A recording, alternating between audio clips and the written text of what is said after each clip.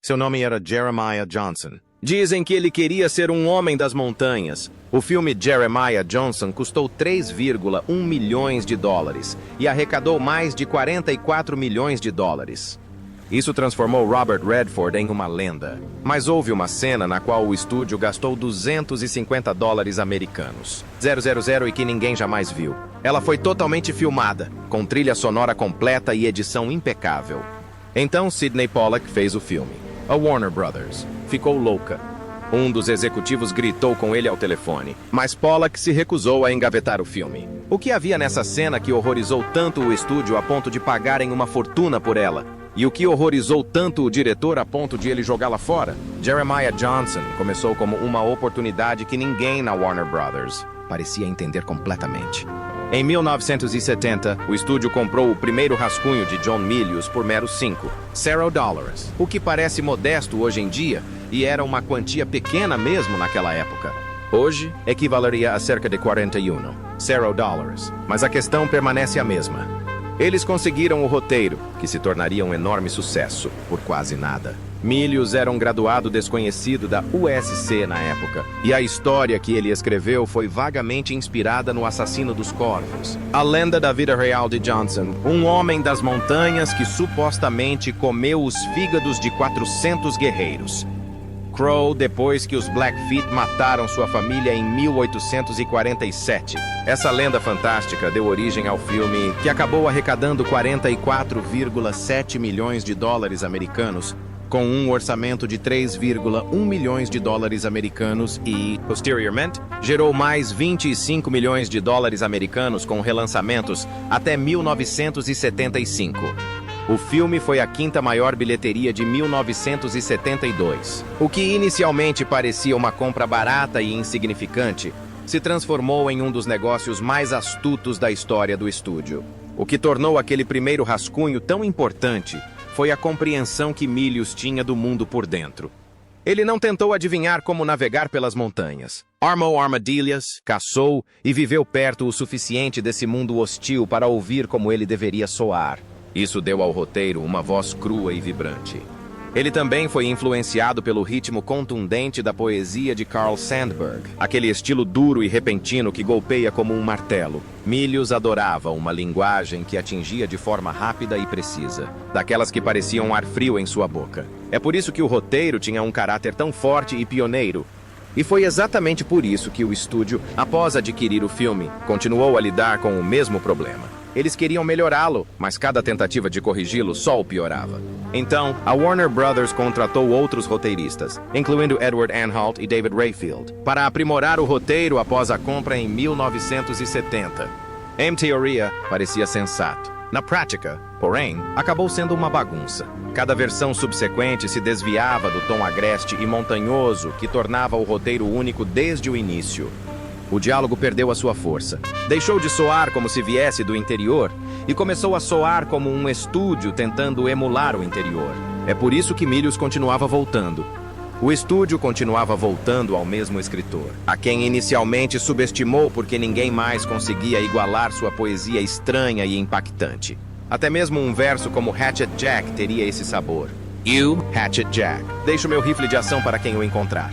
Tal expressão poderia soar absurda nas mãos de pessoas erradas, mas, no caso de Milius, pareceu natural no mundo do cinema. Conforme o processo de reescrita do roteiro prosseguia ao longo de 1971, o salário de Milius aumentou significativamente, ultrapassando os $5 americanos, 000 iniciais. Ao final, ele havia ganho um total de cerca de $80 americanos, 000, com algumas fontes relatando que o valor se aproximava de $90 americanos, 000. Ainda assim, toda a situação foi um pouco constrangedora para o estúdio. Trataram-no como um jovem roteirista medíocre e depois passaram meses provando que não podiam prescindir dele. Tudo isso enquanto o filme estava sendo preparado para a produção em Utah, onde Robert Redford e Sidney Pollack logo enfrentariam neve, restrições orçamentárias e condições de filmagem desafiadoras. O dinheiro era sempre escasso. Pollack chegou a hipotecar a casa para terminar o filme. Muitas vezes, não havia dinheiro para uma segunda tomada, especialmente na neve fresca, onde as pegadas estragavam a imagem, então cada cena que sobrevivia tinha que ser aproveitada ao máximo. O retorno de Milius ao roteiro ajudou a preservar o espírito que conferia autenticidade à história. No cerne do roteiro estava uma moralidade da qual Milius nunca se esquivou.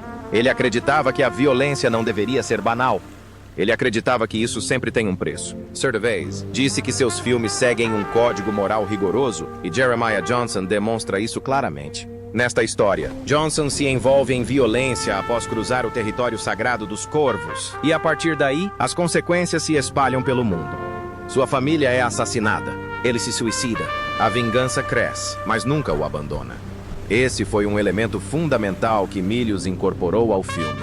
Não se tratava de um faroeste em que o herói luta contra os inimigos e escapa ileso. Era uma história em que cada passo em direção às profundezas sangrentas distanciava o homem de casa, da segurança e, em última instância, de si mesmo. Isso dificultou a aceitação total do filme pelo estúdio, já que o protagonista não era um herói no sentido simplista de Hollywood. Johnson é um ex-veterano da Guerra Mexicano-Americana, mas o filme não o glorifica como um herói genérico do Velho Oeste. Em vez disso, mostra o que acontece quando um homem chega a uma terra inóspita, trazendo consigo antigas destruições e acrescentando novas. Na versão cinematográfica da história, Swan e Caleb são escalpelados, e mais de 20 guerreiros Crow são enviados. Para perseguir Johnson. Johnson sobrevive, mas a sobrevivência se torna uma forma de punição. Conforme a história se aproxima do fim nas montanhas rochosas da década de 1850, onde o chefe Crow tinge sua camisa de vermelho, ele oferece um gesto silencioso de paz. Não se trata do triunfo. Trata-se do preço a pagar. Johnson viveu o suficiente para se tornar uma lenda, mas essa lenda o deixou solitário e meio isolado do mundo. Essa mesma tensão moldou todo o roteiro desde o início, porque Jeremiah Johnson estava, na verdade, dividido entre dois filmes diferentes. Uma versão vinha de O Assassino do Corvo, com sua história brutal de vingança e a lenda do ataque de fúria de Johnson, devorando o próprio fígado após o assassinato de sua família em 1847. O segundo foi Mountain Man, de Vardis Fisher, que se concentrava mais na sobrevivência, na resistência e nos ritmos peculiares da vida na natureza selvagem. O primeiro rascunho de Milius pendia mais para o mito do machão durão, mas posteriormente outros roteiristas adicionaram mais conflito interno e psicologia. Assim, o roteiro oscilava entre um faroeste de vingança e um filme de sobrevivência contemplativo. Essa rivalidade nunca desapareceu completamente, mas talvez seja por isso que o filme final parece tão extraordinário. Ele não é construído como uma linha reta. Ele se move sob a influência do humor, do clima, dos momentos de tranquilidade, da violência repentina, do ritmo diário da vida de um caçador. É precisamente por isso que o filme difere tão drasticamente do típico faroeste. Apresenta lutas de lobos, casamentos forçados decorrentes de costumes tribais, longos trechos de silêncio e momentos que parecem menos focados na trama e mais na sensação do homem desaparecendo na paisagem. Críticos posteriores observaram que Pollock suavizou alguns dos instintos mais severos de Milius. Ele se afastou da vingança sangrenta e se voltou para a tristeza, o distanciamento e a erosão emocional. Assim, em vez de uma representação pura de vingança, o filme final se tornou algo mais estranho e profundo. Ele manteve a violência, mas fez com que essa violência parecesse pesada. Isso permitiu que a lenda crescesse, mas também demonstrou o que uma lenda faz com o homem que a cria. No entanto, antes que o filme atingisse essa forma, o projeto mudou de mãos diversas vezes. Em meados da década de 1960, os executivos do estúdio inicialmente idealizaram Jeremiah Johnson como um veículo para Lee Marvin. Faz sentido quando você pensa na versão que eles tinham em mente na época. Marvin tinha aquele rosto rude, aquela dureza de quem já passou por poucas e boas, aquela imagem de um homem que tinha passado pelo pior e saído mais forte. O estúdio estava pensando em termos da velha Hollywood. E nesse contexto, a história parecia um conto sombrio de vingança no Velho Oeste, construída em torno de uma estrela implacável e brutal. Mas Marvin nunca se comprometeu totalmente com o papel, seja por restrições de agenda, falta de interesse ou constantes mudanças no projeto. Então, o filme entrou em produção. Foi aí que o estúdio voltou sua atenção para Clint Eastwood. Por volta de 1969 e 1970, a Warner Brothers queria que o filme fosse mais sombrio e violento, com Sam Peckinpah na direção. Essa combinação ressoa até hoje. Eastwood possuía o carisma de uma estrela e uma presença arrepiante em cena. Peckinpah tinha o sangue, o caos e a brutal poética da violência de Meu ódio será tua herança. Mas quando essas duas forças poderosas começaram a trabalhar em direções opostas, tudo parou. Relatos de roteiristas posteriores dizem que Peckinpah queria algo mais cru, brutal e moralmente sombrio, enquanto Eastwood era mais cauteloso com sua imagem e não queria que o filme pendesse demais para esse extremo repugnante. Eles não conseguiram chegar a um acordo. Peckinpah saiu. Eastwood partiu para Dirty Harry, lançado em dezembro de 1971, e de repente os dois futuros clássicos seguiram caminhos diferentes, trilhando a mesma estrada acidentada. Sam Redford abordou o papel com uma clareza notável. Quando leu o roteiro de Milius pela primeira vez, não exigiu reescritas, análise especial ou a proteção habitual concedida a estrelas. Ele simplesmente disse, sim, isso conta. Porque, em 1971, ele já tinha maturidade suficiente para exigir tudo. Mas não foi o poder que o atraiu para isso. Foi a visão de um homem tentando se reconstruir em silêncio, apenas para ser subjugado pela perda e pelo deserto que o cercava. Redford já havia começado a se afastar de papéis convencionais e focados em ação, e Jeremiah Johnson lhe ofereceu um papel que lhe permitiu dizer mais com menos. Johnson começa quase inocentemente, e aos poucos se transforma em tristeza, frisa e violência. Essa forma emocional combinou perfeitamente com Redford, e conferiu ao filme uma serenidade que se tornou um de seus maiores trunfos. Em seguida, vieram as filmagens, que apresentaram seus próprios desafios. No início de 1971, a equipe filmou nas montanhas Wasatch, em Utah, no alto das montanhas, onde o frio não era apenas um pequeno inconveniente, mas uma força diária que afetava tudo. À noite, as temperaturas podiam cair para menos 20 graus Celsius. A velocidade do vento atingiu 80 km por hora. As câmeras ficaram soterradas na neve durante a noite. 17 dias foram perdidos devido a longos atrasos causados pelo mau tempo. O diretor de arte Ted Howarth já havia viajado 843 quilômetros, 0 milhas, explorando centenas de locações, incluindo o Monte Timpanogos e a Floresta Nacional de Uinta, apenas para encontrar locais adequados. Mesmo assim, a montanha não deu trégua quando as filmagens começaram. 7 membros da equipe sofreram congelamento. Um dos assistentes de câmera acabou perdendo as pontas dos dedos devido à gangrena após algumas horas de exposição. Os custos adicionais aumentaram, chegando a mais $500 mil. Em 15 de maio de 1971, Pollack hipotecou sua casa para manter o filme em produção. Só o transporte do equipamento já se tornou uma luta. Motos de neve tinham que puxar o equipamento por 8 quilômetros todos os dias. E a neve intocada representava outro problema estranho. Depois que a foto foi tirada, pegadas permaneceram. Assim, se uma cena fosse desperdiçada, refilmá-la nem sempre era possível. Muitas vezes, o filme tinha que prosseguir com o que tinha. Isso significava que as montanhas moldavam o filme em tempo real. Não havia soluções fáceis, nem ilusões nos bastidores, nem um inverno ameno para substituir o inverno de verdade. Tudo tinha que acontecer no frio. É por isso que o filme final parece ter sido esculpido em condições climáticas reais, e não editado em estúdio. Havia também uma cena angustiante que se tornou crucial para o impacto emocional do filme. Quando Johnson descobre os corpos de sua família, Pollack a filmou em um único take, praticamente sem preparação. Redford entrou na cabana e viu a cena horrível pela primeira vez.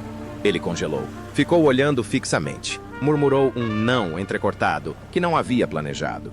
O choque daquele momento parece real, porque grande parte dele foi real. A equipe ficou atônita com o que a câmera capturou, e não havia reprises. As condições da neve mudaram muito rapidamente, e o momento em si já havia acontecido.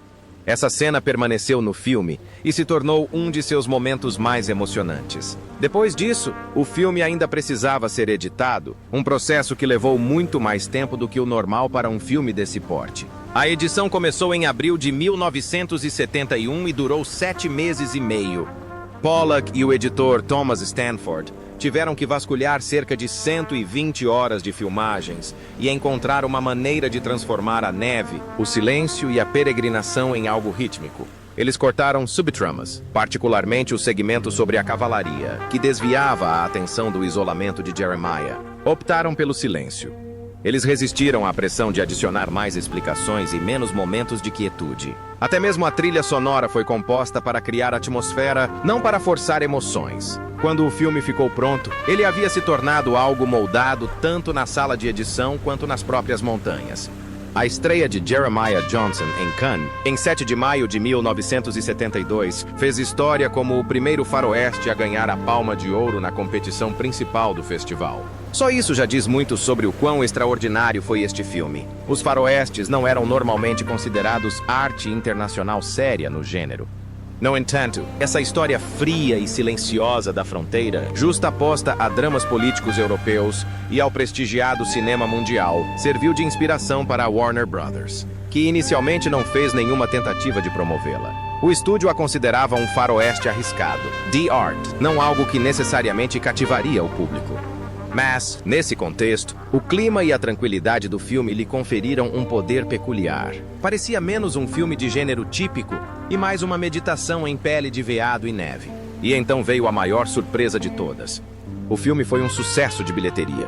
Jeremiah Johnson estreou na cidade de Nova York em 21 de dezembro de 1972 e se tornou um dos maiores sucessos do ano. Com um orçamento de 3,1 milhões de dólares americanos, o filme arrecadou cerca de 44,7 milhões de dólares americanos em todo o mundo. Então, graças aos relançamentos em 1974 e 1975, o filme arrecadou milhões a mais. Para um filme tão silencioso, tão esparso, tão lento em alguns momentos, o resultado chocou o público. Não havia grandes cenas de batalha, nenhuma estrutura chamativa ou impressionante. Apenas um homem solitário nas montanhas, um longo silêncio, um clima genuíno e uma história mais comovente do que uma autobiografia. Apesar disso, o público respondeu positivamente. O filme tornou-se um dos maiores sucessos de bilheteria de 1972, provando que algo meditativo e incomum ainda podia atrair multidões. Um dos aspectos mais surpreendentes de Jeremiah Johnson é que a cena da cavalaria, que chegou a ser filmada na íntegra, nunca entrou na versão final. A sequência durou cerca de 5 minutos e meio, aproximadamente das 22 horas e 30 minutos às 22 horas, e não era apenas uma ideia inacabada que ficou de fora da edição final. Ela já havia sido filmada, editada e tinha a trilha sonora composta. Nessa versão perdida, Jeremiah Johnson se depara com uma unidade de cavalaria do exército dos IUA, nas Montanhas Rochosas por volta de 1850. O grupo é liderado por cerca de 20 cavalos, 15 figurantes e um tenente. Os soldados vestem uniformes azuis com detalhes em amarelo, e tudo é encenado para transmitir uma sensação autêntica e oficial. Então, a pressão começa. Eles querem que Johnson os espione. Estão oferecendo a ele até 10 dólares por dia, cerca de 3 vezes o que um menor de idade ganharia. Mas Johnson não cede. Ele pega seu falcão e seu rifle e se recusa. A essa altura da história, ele é um homem transformado pelas montanhas, e Redford o interpreta como alguém que se isolou tão profundamente que não pode ser facilmente resgatado. É isso que tornou a cena tão tensa. Não foi construída com base em tiros, foi construída com base em pressão, silêncio e ameaça. Os soldados recarregam seus fuzis. Um deles chama Johnson de traidor da pátria. Eles desembainham seus sabres. A luz do sol incide sobre o aço.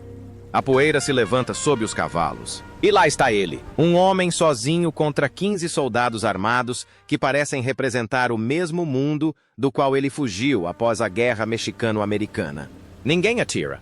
Nada explode. Mesmo assim, o perigo permanece no ar, aumentando o impacto do filme. A Warner Brothers gastou cerca de 250 dólares americanos. 000 apenas nessa sequência. O que representou cerca de 10% do orçamento total.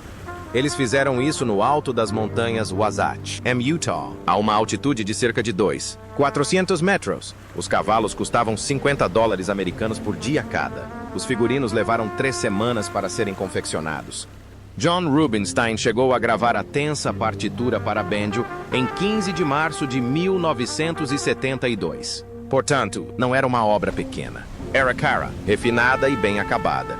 Mesmo assim, Sidney Pollack cortou o filme. A decisão foi tomada após exibições de teste em Denver, em 10 de novembro de 1972. A reação foi bastante óbvia. A cena da cavalaria mudou a percepção do público sobre o filme. O que antes parecia uma história de sobrevivência tranquila e pessoal, de repente se transformou em uma declaração antimilitarista direta. O público reagiu fortemente a essa reviravolta. Parte da energia que vinha se acumulando em torno do luto e da solidão de Johnson foi redirecionada para as Forças Armadas e a política atual. Metade do público em uma das exibições era composta por veteranos do Vietnã, e muitos deles expressaram oposição.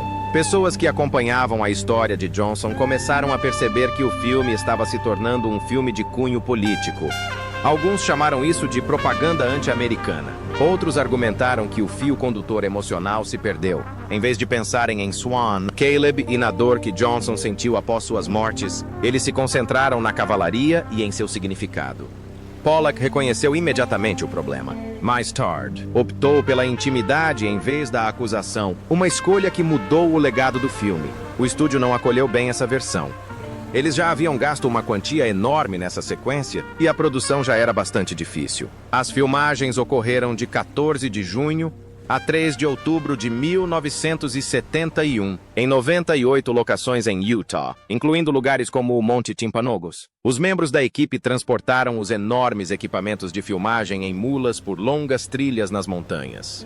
Figurantes da cavalaria treinaram em formação por 5 dias em Fort Bridger. Cavalos foram trazidos do Wyoming, jaquetas de lã foram feitas sob medida, botões de latão foram polidos à mão e a pós-produção foi ainda mais cara. Pollack editou a cena em 20 de outubro e adicionou dezenas de efeitos sonoros, desde o bater de cascos até o vento, além de 90 segundos de trilha sonora cuidadosamente selecionada. No início de novembro, aproximadamente $80 estadunidenses, 000 haviam sido gastos somente na edição dessa sequência. Portanto, quando Pollack a editou, a Warner Brothers viu mais do que apenas uma escolha criativa. Eles perceberam que o dinheiro havia sido desperdiçado. Segundo relatos, Ted Ashley explodiu ao telefone, furioso, porque uma importante cena de ação havia sido desperdiçada no que ele considerava um filme menor e mais atmosférico. Mesmo assim, Pollack manteve sua posição e Redford o apoiou. Redford achava que a cena era explícita demais e brutal demais em sua representação da violência militar. Pollack sentiu que isso quebrava o encanto do filme. Sem essa quebra, a violência de Jeremiah Johnson torna-se mais estranha, mais triste e mais difícil de definir. Isso é importante porque o filme final nunca diz ao espectador exatamente o que pensar. Ele permite que a vingança dos Crows se desenrole de uma forma mítica e assombrosa, em vez de explicar tudo. Se a cena da cavalaria tivesse permanecido no filme, o exército teria sido retratado diretamente caçando os indígenas e arrastando Johnson para o conflito. Isso teria reforçado significativamente a mensagem política. Sem esse filme, o longa mantém seu distanciamento. É precisamente por isso que tantos críticos o descreveram posteriormente como comovente e não moralista. A tensão entre Pollack e o estúdio estava presente desde o início. A Warner Brothers queria um faroeste mais convencional, um que vendesse bem no final dos anos 1960 e início dos anos 1970. Queriam ação, um desenvolvimento de personagem mais forte e algo mais acessível, que o público pudesse assimilar facilmente. Pollack queria o oposto. Ele queria um filme mais tranquilo, quase silencioso em alguns momentos, em que o clima, a paisagem e a solidão importassem mais do que os tiroteios. O estúdio via Jeremiah Johnson como uma máquina do tempo após o sucesso de Redford. Pollack o via como um antimito, um filme sobre um homem que cai em um abismo e perde sua antiga forma. Essa diferença nunca desapareceu completamente. Ela permaneceu durante toda a produção, na sala de edição e até mesmo na versão final. Por causa disso, o filme acabou sendo um meio-termo em alguns pontos. Os executivos pressionaram por cenas que suavizassem a tensão ou tornassem a história mais convencional. Isso incluía toques mais sentimentais e uma representação mais marcante e heróica de Johnson. Pollack resistiu, mas não podia bloquear tudo. O filme, lançado nos cinemas, ainda carregava as marcas da pressão do estúdio. Alguns momentos parecem mais românticos ou mais suaves do que o resto do filme. Os críticos posteriormente notaram essa irregularidade. Eles sentiam que duas versões de Jeremiah Johnson estavam em conflito. Uma versão ansiava por uma solidão austera, a outra ansiava por um faroeste mais seguro e envolvente. Pollack lutou com tanta veemência por uma versão mais crua e autêntica que, segundo consta, hipotecou a própria casa para protegê-la. A Warner Brothers já estava preocupada com os custos, e a resposta simples do estúdio foi óbvia: transferir a produção para locações mais baratas. Construir uma fronteira no meio do nada. Criar uma área selvagem. Mas Pollack acreditava que isso arruinaria o filme. Ele queria as montanhas reais de Utah, neve de verdade, a verdadeira imensidão daquela terra solitária. A aspereza do ambiente não era um pano de fundo para ele, era a própria história. Arriscando sua própria casa, ele obrigou o estúdio a permitir que continuasse filmando onde fosse necessário. Esse risco explica em parte porque Jeremiah Johnson ainda parece tão físico. Há uma frieza nele, uma sensação de distanciamento. Redford teve uma influência igualmente grande. Versões anteriores do projeto tendiam a apresentar um protagonista muito mais durão e abertamente brutal. Clint Eastwood chegou a ser cogitado para o projeto, assim como Sam Peckinpah. Essa versão nunca se concretizou. Então Redford entrou em cena e levou o personagem para uma direção completamente diferente. Ele interpretou Johnson não como um pistoleiro arrogante, mas como um homem quieto que carregava um vazio interior, arrependimento e teimosia. O estúdio não ficou muito entusiasmado. Queriam alguém que se dedicasse mais à direção, falasse de forma menos intrusiva e se encaixasse na fórmula de ação já estabelecida. No entanto, a quietude de Redford tornou-se um dos maiores trunfos do filme. O silêncio dele não enfraquece a trama, na verdade, a aprofunda. É por isso que a trama de vingança parece pessoal e crua, em vez de se reduzir a uma mera contagem de corpos. O roteiro passou por sua própria batalha. O filme foi inspirado nos filmes Crow Killer e Mountain Man, e John Milius trabalhou no roteiro antes de ser recontratado para corrigir as alterações feitas por outros. O estúdio queria uma história mais fluida e consistente, queriam suavizar as conotações políticas sombrias, e Johnson foi retratado como um personagem mais neutro. Milius constantemente tentava resgatar o peso moral da violência e o custo da criação de mitos no Velho Oeste. Assim, mesmo em teoria, o filme oscilava entre dois ideais. Um lado buscava uma lenda comercializável.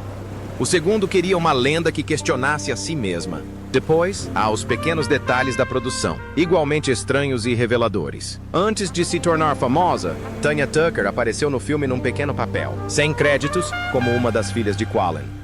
Ela tinha apenas 13 anos, e sua família se mudou para St. George, Utah, onde sua mãe a levou para uma audição. Ela não conseguiu o papel principal, mas ainda assim apareceu no filme e seu cavalo até fez uma participação especial. Foi uma daquelas conexões curiosas e em pequena escala que se tornaram ainda mais interessantes mais tarde, quando ela se tornou uma estrela da música country. Pollock também teve muito cuidado com o equipamento, o que foi crucial, pois a vida ou morte de Jeremiah Johnson dependia de acreditarmos que ele conseguiria sobreviver naquele lugar. Ele contratou montanhistas, especialistas em sobrevivência e outros profissionais para garantir que o equipamento de Redford tivesse a aparência e o funcionamento de um equipamento real. As facas precisavam ser úteis, não apenas decorativas. As armadilhas tinham que funcionar. A pele de veado tinha que parecer uma roupa feita para o terreno frio e inóspito. O falcão e o rifle de réplica de Redford dispararam repetidamente cartuchos de pólvora negra durante as filmagens. Pollock não queria adereços artificiais de estúdio. Ele queria que cada objeto pertencesse àquele mundo. Esse cuidado custou mais dinheiro, mas deu ao filme uma textura que ainda se destaca. E depois há o aceno de cabeça. Perto do final do filme, Johnson acena com a cabeça para um motociclista que passa. Dura apenas alguns segundos, mas de alguma forma tornou-se um dos momentos mais reconhecíveis de todo o filme. Muito tempo depois de sua estreia, esse pequeno gesto ganhou uma segunda vida online. As pessoas o interpretaram como uma reação, um gesto silencioso de respeito, um reconhecimento tímido. Muitas delas nem sequer tinham visto o filme. Esta é a estranha vida após a morte de Jeremiah Johnson.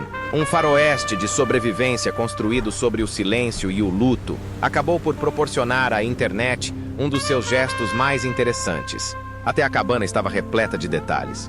O diretor de arte Ted Haworth encheu a casa de Jeremiah com artefatos de época, escolhidos para parecerem habitados em vez de meramente decorativos. Machados, bolsas, lanternas, chaleras, peles e ferramentas desgastadas davam ao espaço a sensação de um homem construindo lentamente uma vida a partir de recursos limitados e habilidade. A maioria dos espectadores não notaria metade desses objetos, mas esse era justamente o objetivo.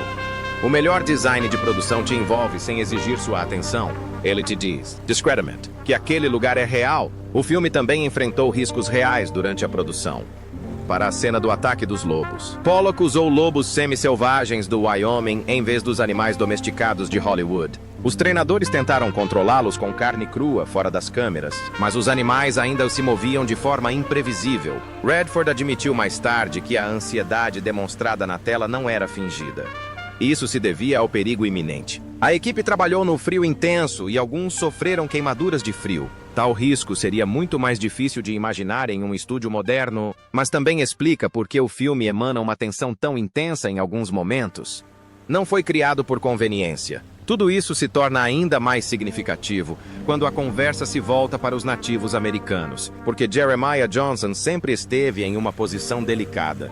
Em 1972, muitos o elogiaram por tratar os povos nativos com mais dignidade e individualidade do que os faroestes mais antigos.